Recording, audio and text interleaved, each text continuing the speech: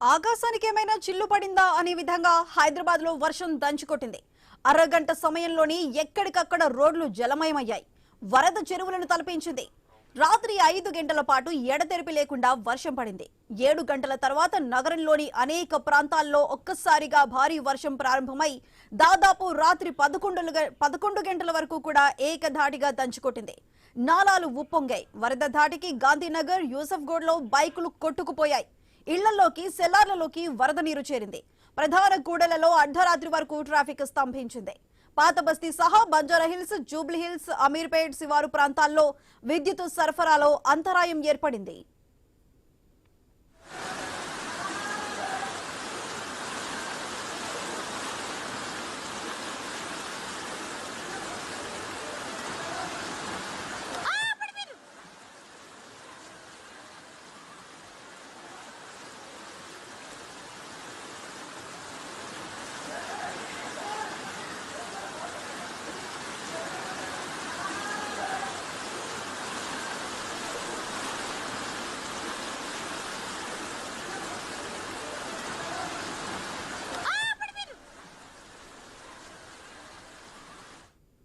నగరంలో పలుచోట్ల భారీ వర్షపాతం నమోదైంది. ముషీరాబాద్ లో అత్యధికంగా 18.4 సెంటీమీటర్ల వర్షపాతం నమోదైంది. చిలకలగూడలో 14.7 సెంటీమీటర్లు, సికింద్రాబాద్ లో 14, హెచ్సియులో 13.9 సెంటీమీటర్లు, బేగంపేటలో 13.5, లింగంపల్లిలో 12.9 సెంటీమీటర్లు నమోదైంది. చందానగర్ లో 12.7, జూబ్లీహిల్స్ లో 10.5 సెంటీమీటర్లు, మూసాపేటలో 10 సెంటీమీటర్లు, కుకట్పల్లిలో 9.1 సెంటీమీటర్ల వర్షపాతం నమోదైంది. మరోవైపు తెలంగాణకు ఎల్లో అలర్ట్ జారీ చేసింది వాతావరణ శాఖ. 2 రోజుల పాటు తెలంగాణలో వర్షాలు పడనున్నట్లు హెచ్చరించింది. పలు చోట్ల ఉరుములు, మెరుపులతో కూడిన వర్షం పడుతుందని తెలిపింది.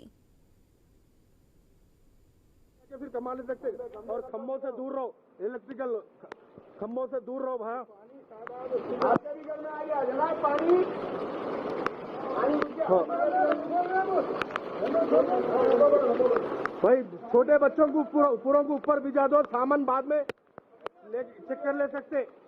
सही, ये घर आपके ही है या वहाँ से डाले? बच्चे कहाँ हैं तुम्हारे? चले गए ना? सेफ है ना आप लोग का? पूरे सामान का छोड़ दो, अल्लाह करीम तुम्हारी सेहत रहे तो आगे आके फिर कमा ले सकते। और खम्भों से दूर रहो, इलेक्ट्रिकल खम्भों से दूर रहो भाई।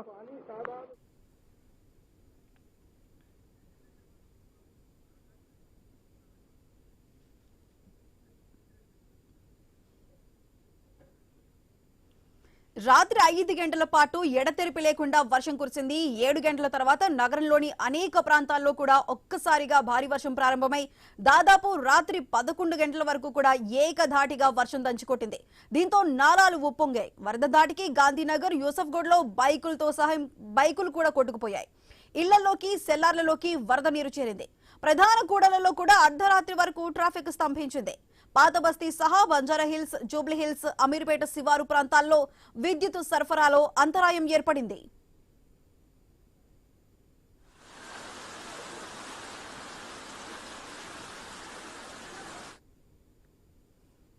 అయితే గత రాత్రి కురిసిన భారీ వర్షాలు గానీ ఇంకా ఇప్పటి వరకు కూడా మరో 2 రోజులు కూడా వాతావరణ శాఖ ఇంకా వర్షాలున్నాయంటూ హెచ్చరిస్తుంది. మరి దీనికి సంబంధించి మరింత సమాచారం మా ప్రతినిధి సుప్రియ అందిస్తారు. సుప్రియ, చెప్పండి, ఇంకా రాబోయే 2 రోజుల్లో కూడా ఇంకా వర్షపాతం ఉందంటూ వాతావరణ శాఖ హెచ్చరిస్తుంది. మరి దీనికి సంబంధించి పూర్తి అప్డేట్స్ ఏంటి?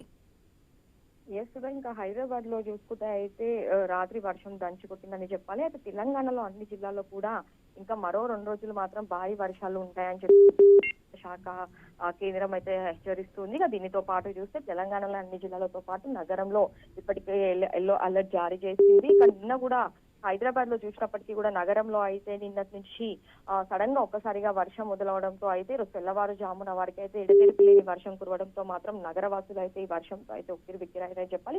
లోతట్టు ప్రాంతాలన్నీ జలమయం అయిపోయాయి. అయితే ఇప్పటికే నిన్న కురిసిన వర్షాలకి నగరంలోని కొన్ని ప్రాంతాలు, లోతట్టు ప్రాంతాలు చూసినప్పటికీ కూడా ఇప్పటికీ అయితే అవన్నీ కూడా ఇంకా మనకు రోడ్ల పైన కూడా ఎక్కడ వర్షం నీళ్ళు అక్కడి నిలిచుండిపోవడంతో కూడా ఉదయం ఆఫీసెస్ వెళ్లే వాళ్ళు అవ్వచ్చు, లేదా స్కూల్స్కి వెళ్లే ఉద్యోగులు చేసుకునే వాళ్ళు చాలా మంది కూడా ఇబ్బందులు పడుతున్న పరిస్థితి మాత్రం మనకు నగరంలో కనిపించింది. ఇక బస్తీలలో బస్తీ వాసుల పరిస్థితి కూడా అలానే ఉందని చెప్పాలి.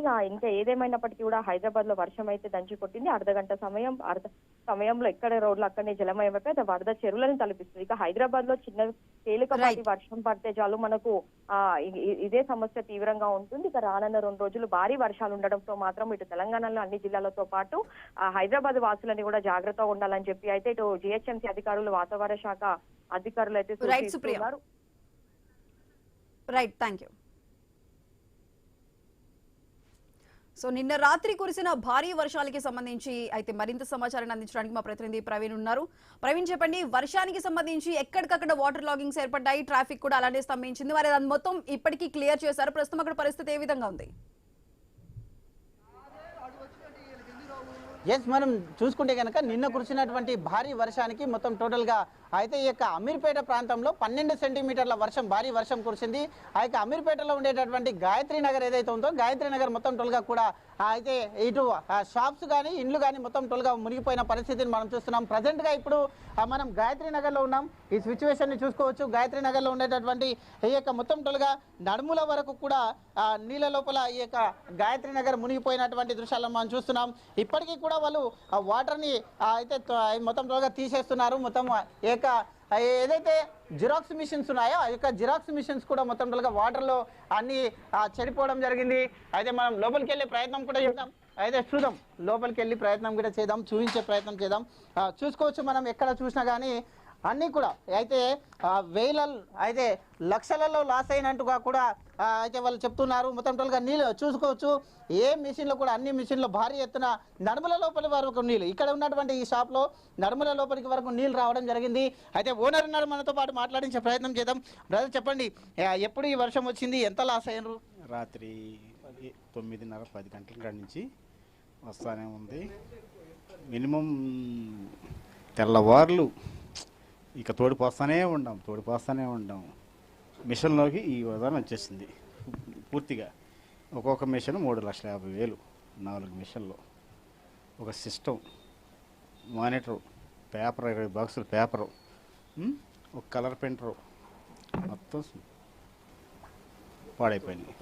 అయితే ఎప్పుడు వస్తుంటుందా లేకపోతే ఇప్పుడే ఇంత భారీ? ఎప్పుడూ వస్తూ ఉంటుంది కానీ ఇంత ఎక్కువగా వచ్చేది కాదు. రాత్రి మాత్రం చాలా ఎక్కువగా వచ్చేసింది. అదిగాక అక్కడ ఒకటి కనెక్షన్ మాకు ఒకటి కలిపారు, వేరే రూట్కి వెళ్ళే కనెక్షన్ మాకు కలపడం వల్ల అది ఇది ఎక్కువైపోయి మొత్తం వచ్చేసింది. చెప్పండి, ఎంతవరకు లాస్ అయి ఉంటుంది, ఎట్లా ఈ భారీ వర్షం? అధికారులు ఎవరైనా స్పందించారా? ఏంది?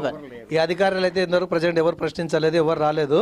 ఇప్పుడు దాదాపు ఇంట్లో ఉన్న మిషన్ల కాడికి 15 లక్షల రూపాయల వరకు లాస్. ఇది వంట సామాన్లు, పప్పులు, పేపర్స్ అన్నీ కలిపేసి అది ఇంతకుముందు సాపుగా పోయే నీళ్ళు నాలుగోటి కొత్తది అక్కడ పోయేది ఇక్కడ కలిపారు. ఫోర్స్ ఎక్కువ అయ్యి మొత్తం ఇదంతా స్ప్రెడ్ అయిపోయింది.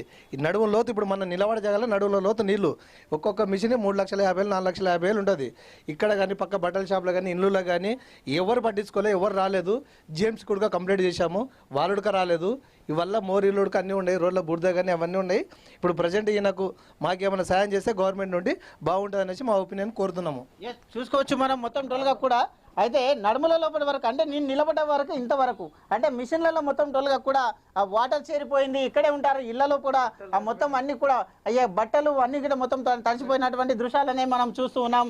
ఇళ్లలో కూడా చూసుకోవచ్చు, వాళ్ళ ఇల్లు లోపల కూడా మొత్తం టోల్గా కూడా అయితే మొత్తం ధాన్యాలు, పప్పు ధాన్యాలు కూడా మొత్తం టోల్గా మునిగిపోయినటువంటి దృశ్యాలని మనం చూస్తూ ఉన్నాం. మొత్తం టోల్గా చూసుకుంటే చూడొచ్చు ఇంతవరకు వాటర్ ఎంత మొత్తం టోల్గా కూడా ఈ వాటర్ వల్ల అక్కడ మొత్తం వాళ్ళకు ఉన్నటువంటి ఇంట్లో ఉన్నటువంటి వస్తువులు కూడా నానిపోయాయంటూ కూడా చెప్తున్నారు. అయితే రాత్రంతా నిద్ర లేని పరిస్థితి చూడొచ్చు. అన్ని సామాన్లను చేసి ఆ బెడ్ పైన పెట్టుకున్నటువంటి దృశ్యాలను మనం చూస్తున్నాం. అధికారులు స్పందించాలి అంటూ కూడా చెప్తున్నారు. ఇప్పటికే భారీగా అయితే లాస్ అయినట్టుగా చెప్తున్నారు. 3 మిషన్స్ చూసుకుంటే ఒక్కొక్క మిషన్ 3 నుంచి 4 లక్షలు ఉంటుంది. అయితే మొత్తం కూడా 10 నుంచి 15 లక్షల వరకు కూడా లాస్ అయ్యామంటూ కూడా చెప్తున్నారు. దీనికి సంబంధించి ఇదే కాలనీకి గతంలో 15 రోజుల క్రితమే అయితే సీఎం రేవంత్ రెడ్డి రావడం జరిగింది. రేవంత్ రెడ్డి వచ్చేసి ఇక్కడ ఆ పరిస్థితులను కూడా గమనించడం జరిగింది. మొత్తం చూసుకోవచ్చు, ఆ షాప్సే కాదు, మనం ఇంకా చూస్తున్నాం. ఇగో ఈ ఇంటి పరిస్థితి ఎట్లా ఉంది చూడండి. అయితే మనం చూస్తున్నాం. అయితే ఇంటి ఓనర్, మహిళ ఓనర్ మాట్లాడించే ప్రయత్నం కూడా చేద్దాం. సార్, చూసుకోవచ్చు, అయితే మొత్తం టోల్గా క్లీన్ చేస్తున్నారు.